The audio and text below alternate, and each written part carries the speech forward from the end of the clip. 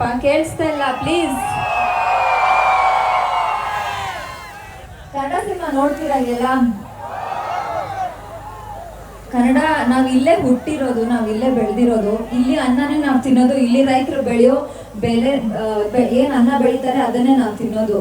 ನಾನಿಲ್ಲಿ ಸ್ವಲ್ಪ ಬೇರೆ ಭಾಷೆನೂ ಕೇಳ್ತಾ ಇದೀನಿ, ಬಟ್ ದಯವಿಟ್ಟು ಮನವಿ ಮಾಡ್ಕೋತೀನಿ, ಕನ್ನಡ ಭಾಷೆನ ಬಿಟ್ಕೊಡ್ಬೇಡ್ರಿ ಪ್ಲೀಸ್ ಪ್ಲೀಸ್. ದಯವಿಟ್ಟು ಇದಕ್ಕಾದ್ರೂ ಹೇಳಿ ಬಿಟ್ಕೊಡ್ತೀರಾ?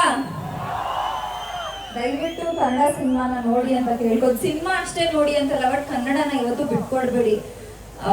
ನಮ್ಮ ತಾಯಿ ತರ ಅಲ್ವಾ, ನಮ್ಮ ಅಮ್ಮನ ನಾವ್ ಹೇಗ್ ಬಿಟ್ಕೊಡಲ್ಲ, ಯಾವ್ದೇ ಸಿಚುವೇಶನ್ ಇದ್ರು, ಎಂತ ಕಷ್ಟ ಬರ್ಲಿ ಏನೇ ಬರ್ಲಿ, ಹಾಗೆ ನಮ್ಮ ಕನ್ನಡ ಭಾಷೆನ ಬಿಟ್ಕೊಡ್ಬೇಡಿ.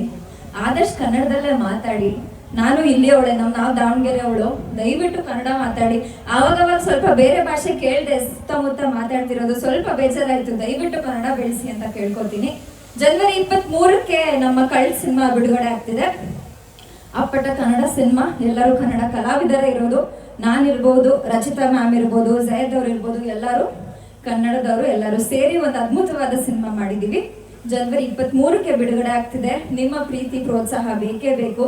ದಯವಿಟ್ಟು ಯಾವ ಬೇರೆ ಭಾಷೆ ಸಿನಿಮಾ ನೋಡಿ ಅಂತ ನೋಡ್ಬೇಡಿ ಅಂತ ನಾವು ಹೇಳಲ್ಲ.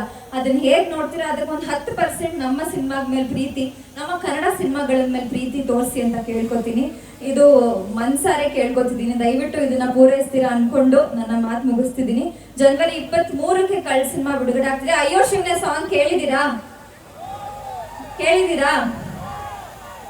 ಕೇಳಿಲ್ಲ ಅಂದ್ರೆ ಇನ್ನೊಂದ್ಸತಿ ಇಲ್ಲಿ ಹಾರಿಸೋಣ, ಪರವಾಗಿಲ್ಲ. ಜನವರಿ 23ಕ್ಕೆ ಮರಿಬೇಡಿ, ಕಳ್ಳ ಸಿನಿಮಾ ಬಿಡುಗಡೆ ಆಗ್ತಿದೆ. ದಯವಿಟ್ಟು ನಿಮ್ಮ ಪ್ರೋತ್ಸಾಹ ನಮ್ಮ ಮೇಲೆ ಇರ್ಲಿ ಅಂತ ಕೇಳ್ಕೊತೀನಿ. ಧನ್ಯವಾದ.